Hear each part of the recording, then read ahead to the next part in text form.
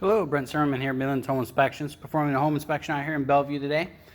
Basement here, we got a nice little finished off basement.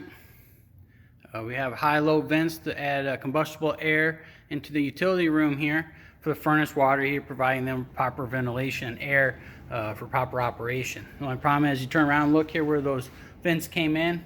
They have been drywalled over and closed off. And if we walk around the corner here into the bathroom where they've added the bathroom down here, now once again, that ventilation has been closed off for the utility room. So we'll definitely be recommending some high-low vents or a louvered door to add proper ventilation for combustible air into the utility room.